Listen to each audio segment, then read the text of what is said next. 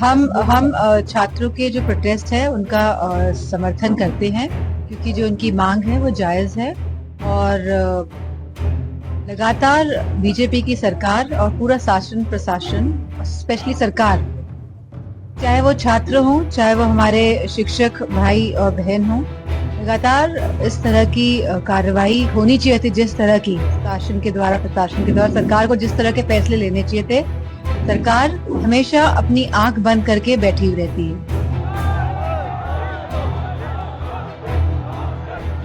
नहीं, अच्छी बात है, दावा ठोक रहे हैं कि 9 सीटें जीतेंगे। तो इसी तरह इनको दावा ठोकना चाहिए कि हमने अपनी किसानों की जो डीएपी है उसकी कीमत कम कर दी है। आसानी से हमारे किसान भाइयों को आज डीएपी मिल रही है। और इसी के साथ उनको दावा ठोकना चाहिए कि हमने इतनी सरकारी नौकरियां बच्चों को दी हैं। तो इस तरह के कई दावे उनको ठोकने चाहिए, लेकिन इस तरह के दावे नहीं ठोक पाएंगे क्योंकि भाजपा सरकार के कार्यकाल में कोई कार्य ही नहीं हुआ है, अगर हम देखें सही मायनों में। और जिस तरह प्रदेश को आगे बढ़ना चाहिए था, प्रगतिशील बनना चाहिए था, उस तरह वो नहीं बन पाया है। हम छात्रों के जो प्रोटेस्ट है उनका समर्थन करते हैं क्योंकि जो उनकी मांग है वो जायज है।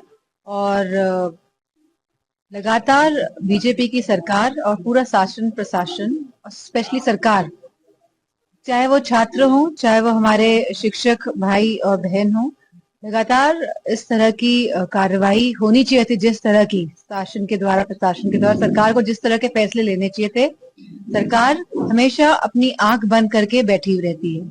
जब जब सरकार को कोई फैसला लेना होता है तब इसी तरह की प्रक्रिया लगातार सरकार की तरफ से दिखाई दे रही है। जहां हमारे करल विधानसभा सीट में उपचुनाव होने जा रहे हैं और यहाँ लगातार किसान भाइयों को किल्लत हो रही है, लगातार वो धरना प्रदर्शन भी किया उन्होंने मैनपुरी में।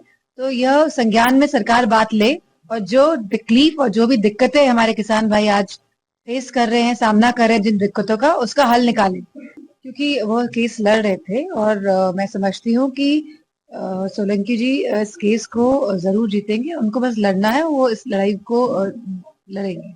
हम सभी देख रहे हैं कि लॉ एंड ऑर्डर की क्या स्थिति है गांव गांव में, जहाँ जमीन के कब्जे लगातार बढ़ रहे हैं, जहां एनसीआरबी के अगर आप आंकड़े निकालेंगे तो उत्तर प्रदेश में ही केवल महिलाओं के संग जघन्य अपराध लगातार बढ़ रहे हैं। SC STs के साथ, दलित वर्ग के साथ, हमारे पिछड़े वर्ग के साथ और अल्पसंख्यकों के साथ भी लगातार जो अपराध के मामले बढ़ते जा रहे हैं। और एक तरीके से हर हर कोई इस उत्तर प्रदेश में जिस तरह अपराध बढ़ रहे हैं, इसको देख रहा है और समझ भी रहा है।